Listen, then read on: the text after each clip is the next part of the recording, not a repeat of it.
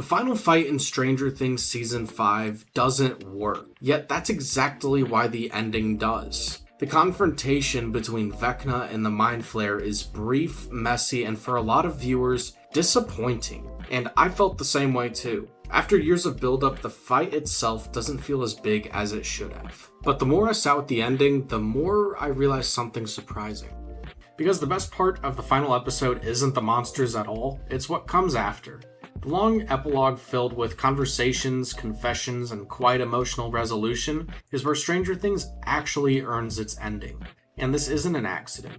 Like I talked about in my last video with Steve and Dustin, this story has always revolved around people finally saying things they've always been avoiding. From season 1 onward, Stranger Things has never really been about defeating monsters. It's been about communication, connection, and what happens when people wait too long to be honest. And that's why this ending works, not despite the lack of spectacle, but because of it. The final confrontation with Vecna and the Mind Flayer feels shallow. After 4 seasons of build-up and the entire back half of Season 5 pushing towards this moment, the fight itself is surprisingly short. It lasts less than 10 minutes, there's very little escalation, and emotionally it barely lands. There's spectacle, sure, but not much weight. The most of the confrontation plays out like a sequence we're meant to watch rather than feel. The only moments that really carry any emotional resonance come from characters reacting to what's happening and not from the villain himself. And even then, it's fleeting. The one moment that almost works is Joyce killing Vecna. She brings down the axe over and over. The show cuts through the damage Vecna has caused across the series. We see echoes of Elle's suffering, Mike's fear of losing her, Lucas's grief over Max, and the pain Vecna has inflicted on these kids' lives. On paper, this should feel like a culmination, but even that moment feels strangely hollow for something that's been building since season 1. And that's where it gets interesting, because the emotional center of the episode doesn't arrive during the fight. It arrives after the Mind Flayer's been subdued, and after Vecna's been stopped. After the threat is over, the moment Stranger Things becomes emotionally alive again is when the monsters are gone, and the characters are finally allowed to talk. What if that disappointment is the point? Stranger Things was never really about the Demogorgon, the Mind Flayer, or Vecna. Those things were always just the what and not the why. From the very beginning, the story has been about connection, a group of kids trying to find their friend, Joyce and Hopper trying to reconnect with each other after losing a kid, Hopper learning how to eventually be a father, and Eleven learning how to belong. The monsters were never the real story, they were just the pressure that forced people together. At its core, Stranger Things is about growing up, and kids becoming teenagers, teenagers becoming adults, and the painful process of letting go of childhood. And once you look at it through that lens, the short yet unsatisfying final battle starts to make a lot more sense. The show didn't need a longer fight, it just needed time afterward, time for the characters to breathe, time to show how they've changed, and time to finally let them say what they've all been avoiding. That's why the real ending of Stranger Things isn't a battle, but rather it's a conversation. The reason the Mind Flayer fight felt disappointing is ultimately okay, because it was never the emotional payoff of the series. The part of the finale that people actually responded to wasn't the confrontation, but it was everything that came afterward. Once the threat is gone, Stranger Things slows down and lets its characters finally talk.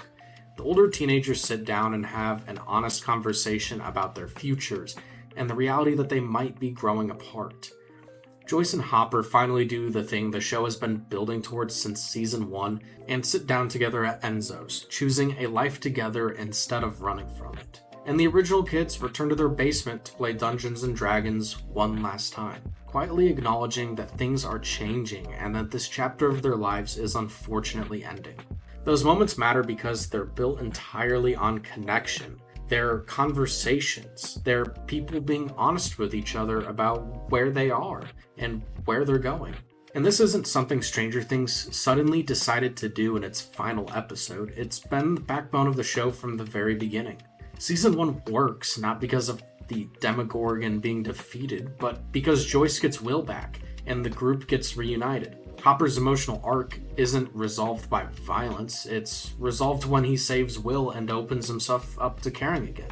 Season 2 deepens that idea. Hopper becomes a father figure to Eleven. The group grows, relationships form. Steve and Dustin begin one of the most emotionally grounded friendships in the entire show. Not through action, but through quiet moments of understanding. Season 3's most memorable moments aren't the Russians or even the spectacle, they're Robin coming out to Steve and Dustin and Steve's bond. Characters finally trusting each other enough to be vulnerable. And Season 4, in my opinion, makes this theme impossible to miss.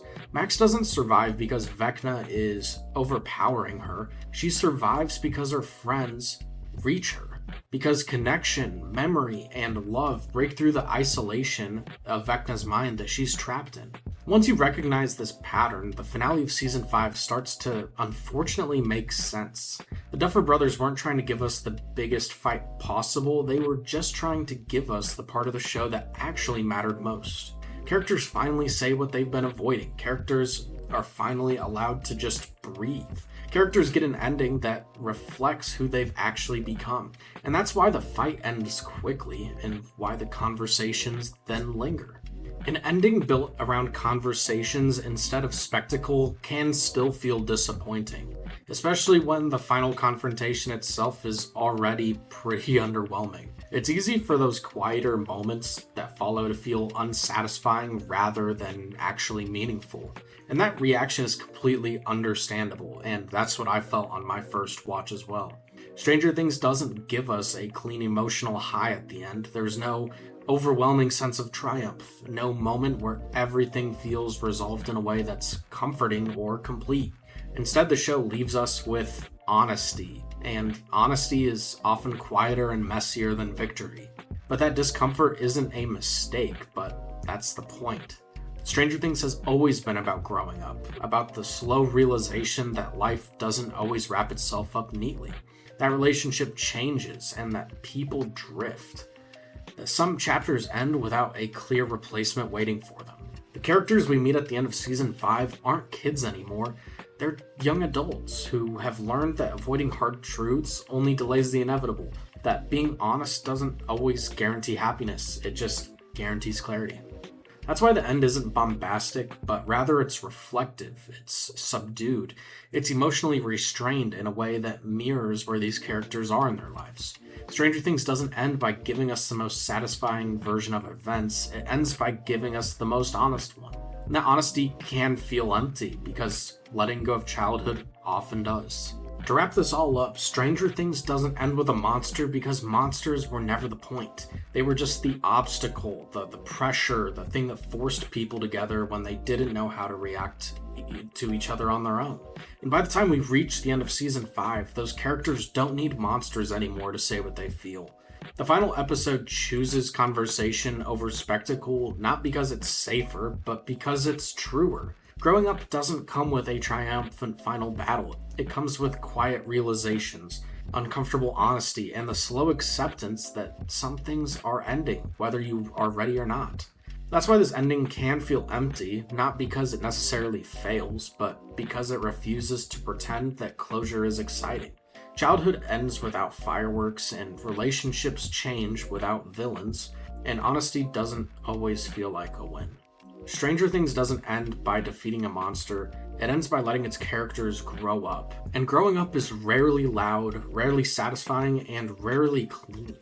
The finale isn't trying to give us a victory, it's trying to give us truth. And that truth is that the hardest part of letting go isn't losing the fight, it's just learning how to say goodbye.